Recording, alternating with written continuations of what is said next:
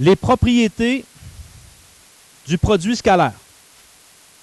On en était rendu là, mais d'ailleurs, dans nos échanges, on a pu se rendre compte que lorsque j'ai un déplacement qui est représenté par un vecteur et une force qui est appliquée par un autre vecteur, que de faire la projection orthogonale de la force sur le déplacement, ou le contraire, projection orthogonale du déplacement sur la force, je vais obtenir le même travail. OK? Donc, ça ici, ça veut dire que je fasse U fois V, ça revient au même que de faire V fois U. Donc, on pourrait dire que le produit scalaire est commutatif. Autre chose, l'associativité des scalaires. L'associativité des scalaires, ça signifie si tu avais 2 fois le vecteur A qui est multiplié par 3 fois le vecteur B. Imaginons que j'avais le vecteur A, le vecteur B, je décide de doubler la longueur du déplacement et qu'on va tripler la force. Bien, ça serait équivalent de associer mes scalaires. Je pourrais dire 6 fois le vecteur A fois le vecteur B. Donc, j'ai associé mes scalaires. On peut faire ça.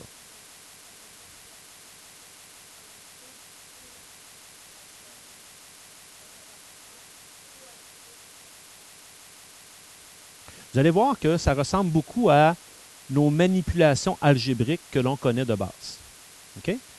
La distributivité sur la somme des scalaires. Ça signifie que si j'ai un vecteur U,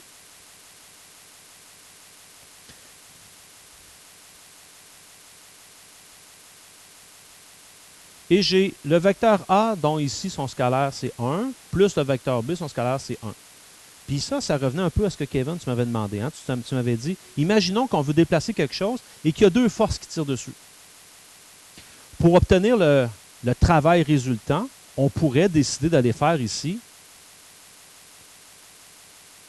U fois A, et après ça, aller additionner U fois B. Donc, on pourrait faire ça. Par exemple, en travaillant avec les composantes, ça se ferait très bien. Et on obtiendrait le travail résultant. À quoi ça pourrait bien ressembler ici? Bien, imaginons qu'on veut déplacer une immense roche, et au lieu qu'il y ait une seule personne qui tire dessus, on s'installe à 2. Il y en a un qui tire comme ça, l'autre qui tire comme ça, puis on tire. Ou il y en a un qui tire ici, puis l'autre qui tire en arrière de moi. Donc, on a 2 vecteurs qui tirent sur la roche, puis on veut la déplacer de, par exemple, 10 mètres. Bien, pour obtenir le travail résultant, on pourrait faire ça comme ça ici. Quand j'ai des expressions comme ça ici, comment je peux faire pour les réduire? Bien, vous allez voir que ce n'est pas très sorcier. Donc, réduire des expressions vectorielles, on peut y aller directement ou presque avec nos connaissances de base en algèbre. Voilà. Donc, de faire 2 fois le vecteur U plus 2 fois le vecteur plus 5 fois le vecteur U, ça revient à faire 7 fois le vecteur U. De la même manière, faire 2 fois l'opposé du vecteur 3U, c'est l'équivalent de faire moins 6U. Donc, pas trop compliqué. 2 fois le vecteur U fois 4 fois le vecteur V, je peux appliquer ici l'associativité. Je pourrais faire 8 U fois V.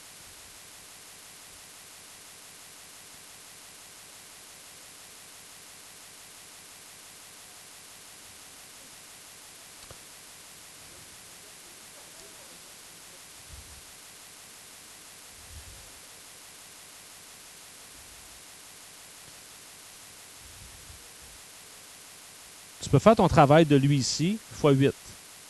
Faire le travail de lui, fois 2, fois le travail de lui, fois 4, ça va revenir au même. OK? Lui particulier ici, moins 1 fois moins 1, 1.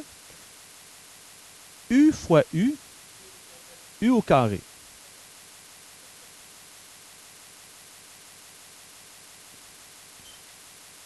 OK.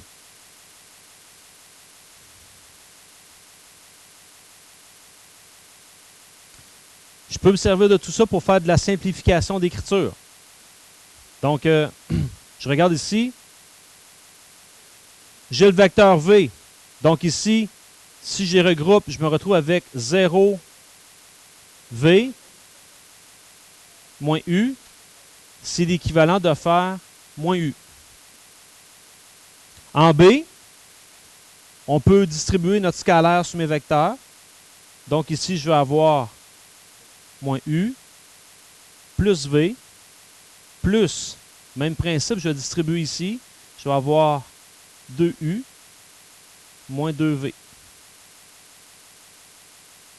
Puis là, je regroupe. Donc, ça fait U moins V.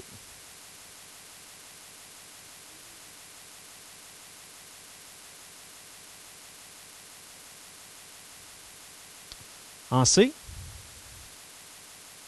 donc en C, distribuons 2 fois le vecteur U, moins 6 fois le vecteur V, plus 4 fois le vecteur W.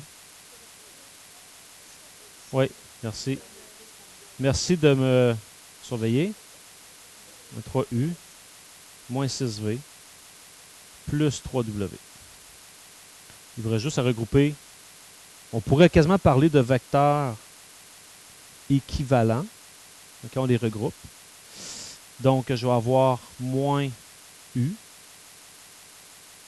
moins 12 vecteur V, plus 11 le vecteur W. Et de la même manière, mon dernier exemple avant d'aller faire un problème avec vous, ici, ça équivaut à 3U moins 2V. Ouais, ici, ça prend une petite flèche, là. Ici, on fait attention. Je vais distribuer à l'intérieur, mais ça, c'est à l'intérieur d'une grande parenthèse.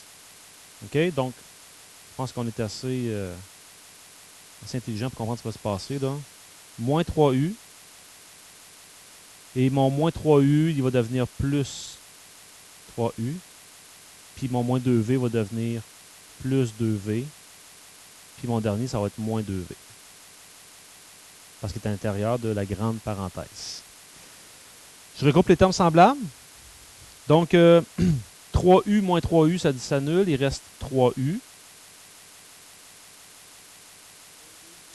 Moins 2V plus 2V, ça s'annule. Il reste moins 2V.